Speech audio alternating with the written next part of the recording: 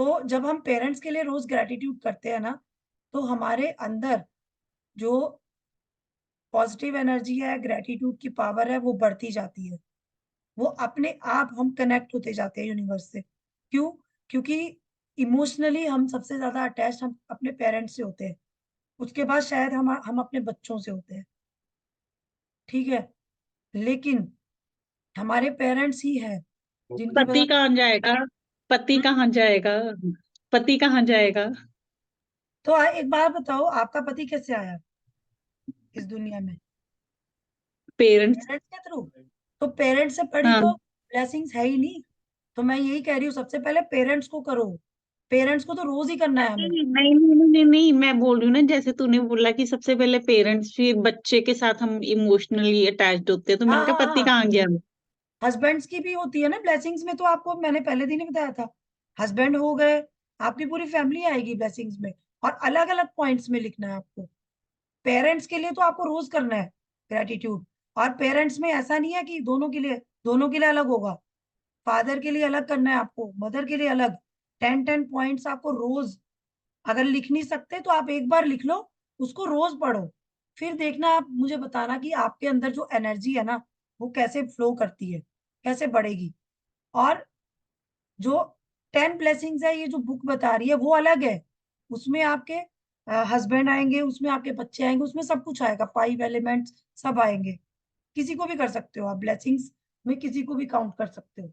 लेकिन जो पेरेंट्स की ब्लेसिंग है, वो आपको रोज करनी है। 10 वो अलग, वो उनका अलग है।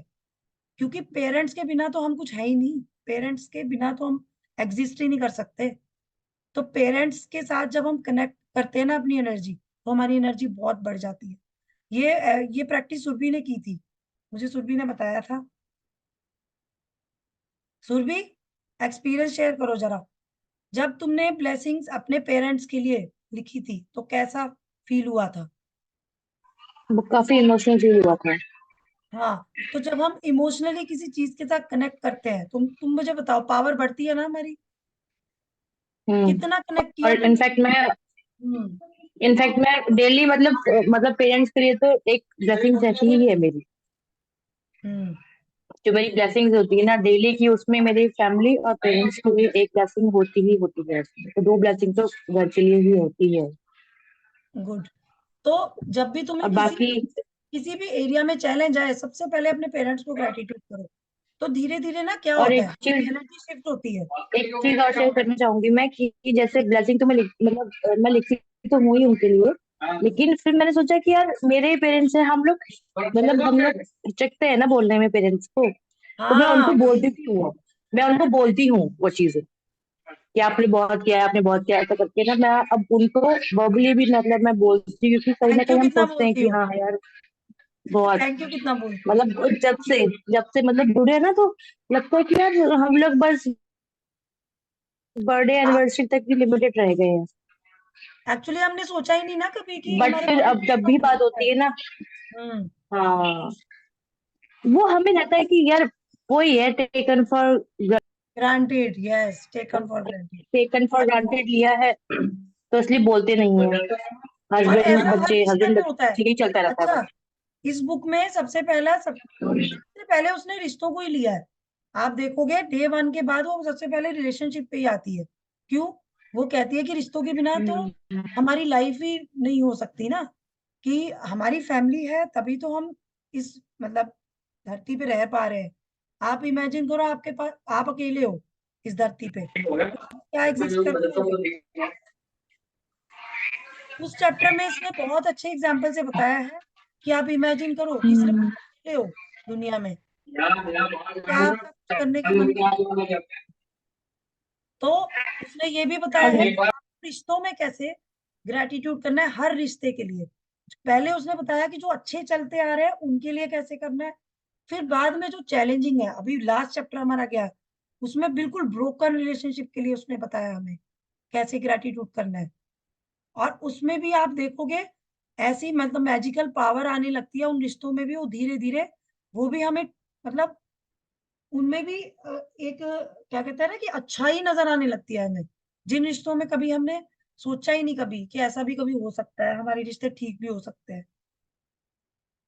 तो ये मतलब मौसमी जी के लिए मैं थोड़ा सा आज ज्यादा लंबा खींच रही हूँ पिछला रिवीजन, कि नहीं, मौसमी जी बाकी में ना उनको बहुत अच्छा लगा, मतलब जब मैंने उनको वो बातें बोली जो मैंने लिखी हैं, मतलब एकदम से मुझे सुनने लगे अच्छे से कि अरे इसे क्या हो गया, ये ऐसे कैसे बोल रही है लिटरली। और मतलब मैं डेली उनसे बात करती हूँ ना, तो एक अच्छी लाइन बोलती ही हूँ उनको, ताकि उनका ना एक होता है ना कि एनर्जी आती है उनमें अलग से ना, तो सिस्टर मुझे के अच्छा लिए भी लगता किया है। तुमने?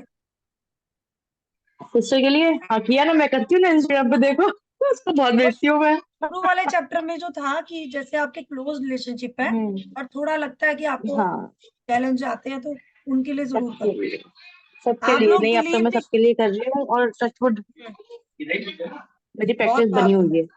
हाँ, तो आप लोग बिलीव नहीं करोगे, मैंने अपनी खुद की बेटी के लिए किया है।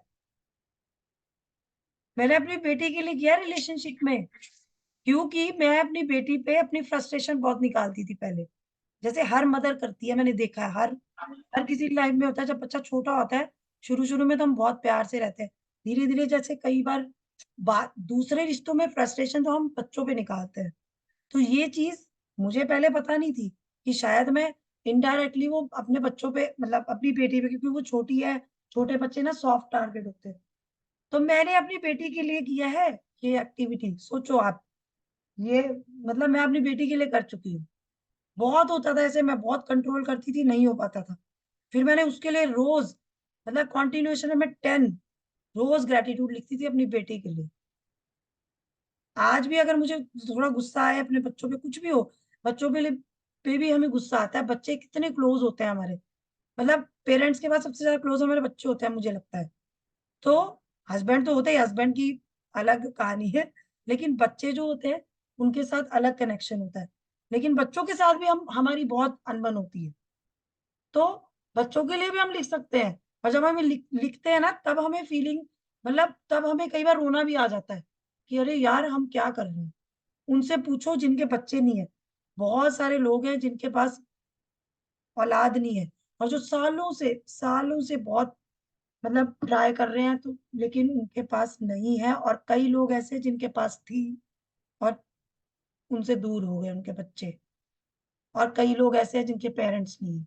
तो जब हम ये सोचते हैं ना कि दुनिया में मतलब बहुत सारे लोग हैं जिनके पास नहीं है बहुत कुछ जो हमारे पास है, तो हमें लगता है कि अरे यार हमें ग्रेटफुल होना चाहिए। हम बहुत लाइटली लेते हैं इन सब चीजों को, टेकन फॉर ग्रांटेड, ये बहुत सही वर्ड बोला है इस बुक में। टेकन फॉर ग्रांटेड हम बहुत सारे रिलेशनशिप को लेते हैं। हमारे ब्रदर सिस्टर्स का भी रिलेशनशिप होता है उसमें। कई बार तो हम कितने कितने दिन तक बात ही नहीं करते अपने ब्रदर सिस्टर से। जब शादी हो जाती है उसके बाद, तो बहुत सारे रिश्ते हमसे दूर चले जाते हैं, हम बात ही नहीं करते उनसे। तो जब हम इस प्रैक्टिस में आते हैं ना, तो हम ये फीलिंग अपने आप अंदर से वो आने लगती है। तो फिर हम सबको कॉल करते हैं, यहाँ तक कि उन उन रिलेशनशिप्स को भी कॉल करते हैं जिनको हम भूलना चाहते थे। कभी हमने सोचा था कि हम मुझे इससे कभी बात ही नहीं करनी, हम ऐसे लोगों से भी बात करना शुरू कर देते हैं। तो ये क्या है, ये हमारी लाइफ में मैजिक ही तो है। तो मैजिक बुक इस बुक में आने के बाद ही हमें रियलाइज होता है कि हमारी लाइफ में बहुत सारे चमत्कार हैं, हो चुके हैं, जिनको हमने कभी देखा ही नहीं। तो हम अब इस बुक में आने के बाद हमें दिखने लगते हैं। तो क्या अब हमें अब हम उन चैप्टर्स में आ गए हैं जिसमें वो ये बताते हैं कि अब आप अपनी लाइफ में आगे कैसे इतने मैजिक कर सकते हो कि आपकी लाइफ में और भी मैजिक आए। अब जैसे मैजिक मनी का हम कर रहे हैं, तो इसमें ये मैजिक चेक है कि कैसे आपके आपके पास मनी आएगी। वो किसी भी रूप में आ सकती है, किसी भी रूप में आपके पास पैसा आ सकता है। लेकिन उसके लिए पहले तो आपको पास्ट में जाके अपने पैसा, जितना आज तक आपके ऊपर पैसा खर्च हुआ, उसके लिए ग्रेटिट्यूड करना है, जो कि हमने पहले चैप्टर में करा था। इसमें मनी का पहले भी चैप्टर आया है, उसमें किया है। उसमें पूरा सिखाया है कैसे आपको मनी के लिए ग्रेटिट्यूड करना है, पास्ट प्रेजेंट सब कुछ। अब ये हमें बता रही है कि कैसे हमें अगर फ्यूचर में पैसा चाहिए, यूनिवर्स से कैसे हम वो पैसा अट्रैक्ट कर सकते हैं, कैसे हम उस पैसे के लिए ग्रेटिट्यूड कर सकते हैं। उसके लिए हमें क्या करना है, पहले तो अपनी फीलिंग्स को फीलिंग्स को देखना है, हमारे अंदर क्या फीलिंग्स आ रही है। अगर हम किसी से जेलस हैं, किसी से इनसिक्योर फील कर रहे हैं कि भाई उसके पास तो ये कार है, मेरे पास तो ये कार, छोटी सी कार है, मेरे पास तो छोटा सा घर है, उसने तो बंगला खरीद लिया, ये वाली फीलिंग हमें नहीं रखनी। मैंने उस दिन फीलिंग चार्ट शेयर किया था, किसी को समझ आया वो फीलिंग चार्ट? आरुधि आप कुछ बताओ, आपने फीलिंग चार्ट पढ़ा वो अच्छे से? तो जो ऊपर वाली फीलिंग्स है हमें वो रखनी है, तभी हमारे पास मनी आएगी। इसमें इसने बोला है कि मनी किसी भी रूप में आपके पास आ सकती है। चेक तो एक जरिया है। चेक क्या है? एक जरिया। चेक के ऊपर तो बस हमें अमाउंट लिखना है, और जो हम चाहते हैं टू द पॉइंट वो लिखना है। और अमाउंट भी टू द पॉइंट होना चाहिए। जैसे कि मुझे आईफोन चाहिए, और कौन सा मॉडल चाहिए वो पता होना चाहिए मुझे। गूगल पे सर्च करो उसका क्या रेट है मार्केट में, वो लिखना है चेक पे। ऐसे है, ठीक है। अगर आपको कोई चीज चाहिए, आपको बिल्कुल क्लियर होना चाहिए आपको क्या चाहिए, और वही एग्जैक्ट अमाउंट आपको चेक में डालना है, ठीक है। लेकिन उसके पीछे आपकी फीलिंग क्या है? अगर आप फीलिंग चार्ट में जाके पहले नोटिस करना आपके अंदर कोई डर की भावना तो नहीं है, कोई फियर की भावना तो नहीं है, कोई जेलस की भावना तो नहीं है, कोई कंपटीशन की भावना तो नहीं है, कि कंपैरिजन की भावना तो नहीं है, कि आप कंपेयर कर रहे हो कि मेरे पड़ोसी ने ये ले लिया और मेरे पास ये नहीं है, तो मैं तो ये लूंगी, तो मैं वो भरूंगी अमाउंट हम उसमें चेक में, तो वो आपका कभी पूरा नहीं होगा। फीलिंग्स का ध्यान बहुत जरूरी है। अगर आपकी कोई प्रैक्टिस आपको लगता है कि रिजल्ट नहीं आ रहा, तो अपनी फीलिंग्स का ध्यान रखो कि आपकी फीलिंग्स क्या है उसके पीछे। यस सुरभि बोलो, डाउट? चेक चेक क्या कर रहे हैं उनको? इसमें आगे आएगा, वो कल करेंगे। अभी तो खत्म, अभी तो अच्छा। हमारी मीटिंग होने वाली है। कल पूरा ठीक डिटेल है। में वो बताएगी आपको। ये चेक है, इसमें अटैच है, उसका प्रिंट ले सकते हो, या उसको बना भी सकते हो नोटबुक पे। चेक को बना के, वो ठीक है। यूनिवर्स का चेक है, यूनिवर्स से बात ओके। कर रहे हो, मतलब डायरेक्ट कांटेक्ट टू गॉड। ठीक। लेकिन वो ये कह रहा है कि उसके पीछे आपकी भावना सही होनी चाहिए, फीलिंग्स। हाँ जी आरुधि पूछिए। मैंने ये पूछना था, जो फीलिंग चार्ट है उसमें सारा पॉजिटिव ऊपर लिखा है, नीचे नेगेटिव हाँ सारा लिखा है। हाँ, तो जो नीचे वाली फीलिंग्स है ना, वो नोटिस करना आपको वो फीलिंग कब आती है। जैसे ही वो फीलिंग आए तो एकदम से पलट जाओ, वापिस आ जाओ, लेट गो कर दो उस फीलिंग को। और ग्रेटिट्यूड, अगर आपको लगता है कि बहुत नेगेटिव फीलिंग आ रही है, मतलब कुछ भी सोच नहीं पा रहे, तो ग्रेटिट्यूड करना शुरू कर दो अपनी बॉडी के लिए, अच्छी चीजों के लिए जो अच्छी है उस टाइम, ठीक है। अपने बच्चों को देखो कि वो कितने अच्छे से मतलब पढ़ रहे हैं, मतलब बहुत अच्छी कंट्री में आपका बेटा गया है, मतलब सब अच्छा चल रहा है, तो उसके लिए सोचना शुरू कर दो। तो वो नेगेटिव फीलिंग को दूर करना है अपनी तरफ से, मतलब उसमें शायद फियर है, बहुत कुछ है, फियर है, डिसअपॉइंटमेंट है, बहुत कुछ है। तो वो चीजें नहीं होनी चाहिए। चेक भरने से पहले आपको वो सब फीलिंग्स को वॉच करना है। तभी तो मैं ये चैप्टर में थोड़ा टाइम लगा रही हूँ, क्योंकि ये चैप्टर ऐसे नहीं है। बहुत सारे लोग कहते हैं हमने तो चेक भरा था कुछ हुआ नहीं।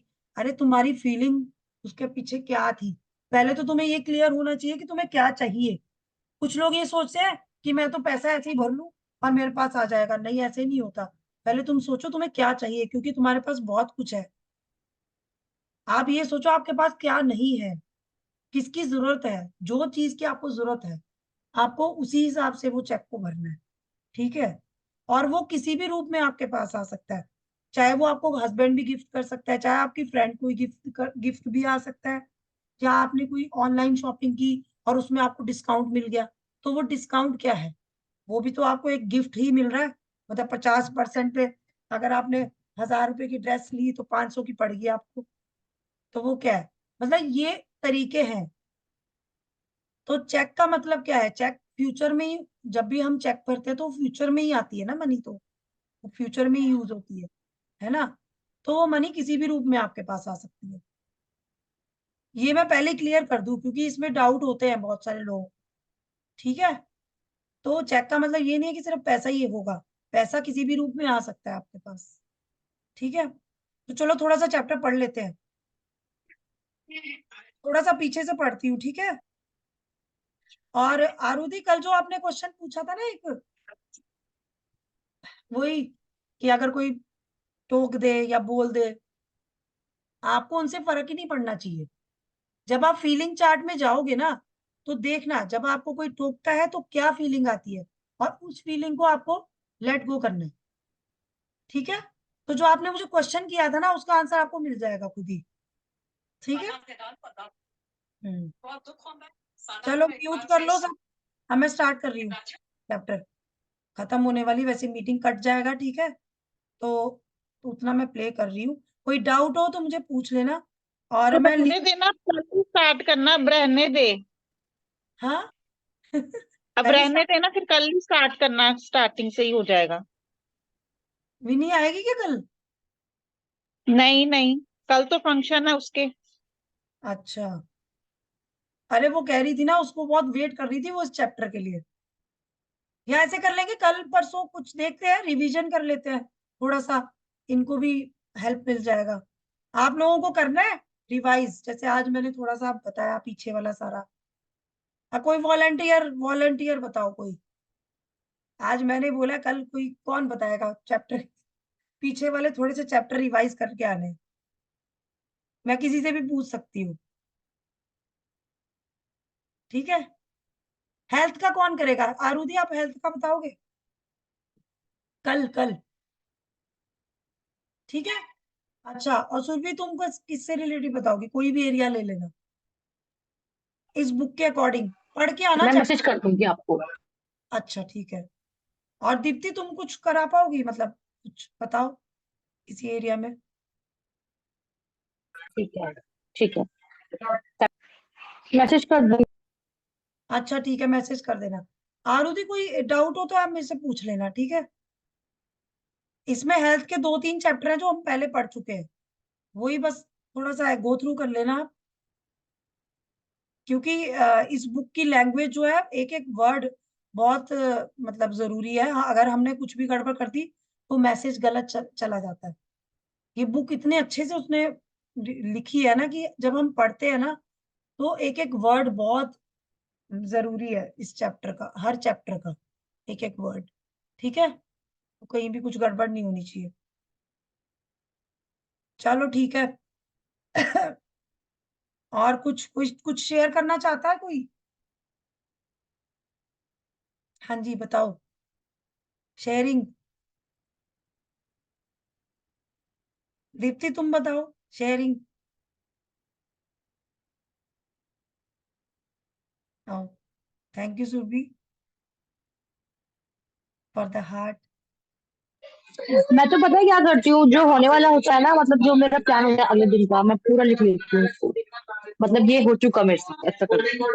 और फिर थैंक यू अफर्मेशन और मेरी डिजायर ये कर रही हूँ मैं, टच वुड अभी तो। अफर्मेशन अफर्मेशंस क्या होती है? अफर्मेशंस होती है अपने माइंड को कैसे हम चार्ज कर रहे हैं। ठीक है, अफर्मेशंस मीन्स कि हम अपने माइंड को किस तरफ चार्ज कर रहे हैं। अगर मैं ये बोलूंगी कि I am a positive person, या I am a positive soul, और कुछ भी ऐसे बोलती हूँ, ठीक ठीक है, and I am beautiful and energetic. अगर मैं ये 1-2 बार भी बोलूंगी ना दिन में, तो क्या होगा, मेरा पूरा दिन वैसा ही जाएगा। ठीक है, और पहले क्या करते थे हम, कि बहुत सारी चीजें हमारे दिमाग में नेगेटिव आती थी, तो हम वही अफर्म करते थे। अफर्म मीन्स बार बार बोलना। ठीक है, तो कई बार हम क्या बोलते थे, आज का तो दिन ही खराब है, और पता नहीं कितनी बार बोलते थे। वो भी एक अफर्मेशन। अफर्मेशन नेगेटिव पॉजिटिव दोनों होती है। तो मैंने आपको बहुत सारी पॉजिटिव अफर्मेशन दी है ग्रुप पे। ठीक है, कल वो भी कोई शेयर करोगे? कोई एक शेयर करना, अगर किसी ने लिखी है तो। अफर्मेशन अब तक जो मैंने जितनी लिखवाई है, बॉडी के लिए भी थी, और एक मनी के लिए भी थी, thank you for the money, और thank you for the gift of health, वो वाली। हाँ बताओ। हाँ, मुझे एक चीज पूछनी थी कि सोना अफर्मेशन हमको एक ही करनी है या हम कितनी भी कर सकते हैं? अफर्मेशंस कितनी भी कर सकती हो तुम, लेकिन अगर तुम्हें लगता है कि बड़ा हौच पौच हो रहा है, तो एक अफर्मेशन लो, उसको 1 हफ्ता करो, फिर अच्छा। उसको दूसरी लो। वैसे तो कहते हैं एट अ हम्म, टाइम एक लो, उसको 21 डेज तक करो। उसका उससे क्या होता है, अच्छा, फीड वो हमारे दिमाग में फीड हो जाती है, मतलब अंदर अच्छा, तक। क्योंकि तो मेरे को ना मतलब ऐसा होता हाँ, है अंदर से कि मैं और लिखूं और लिखूं और लिखूं, ऐसे अच्छा करके है, होता है। तो तो तुम मैंने ऐसा कर भर दिया, सकती हो ना, पता है, सुबह बहुत सुबह की भर दिया मैंने। अफर्मेशंस, सुबह की अफर्मेशंस अलग से लिख लो, शाम की अफर्मेशंस अलग से लिख लो, तब बना लो, कुछ अच्छा। बना भी सकते हो तुम, हम्म, बना ठीक भी है। सकते हो। हाँ, आज का मेरा दिन ठीक है, बहुत तो अच्छा कल रहा। मैं अफर्मेशन पे बोलूंगी, ठीक है। अच्छा।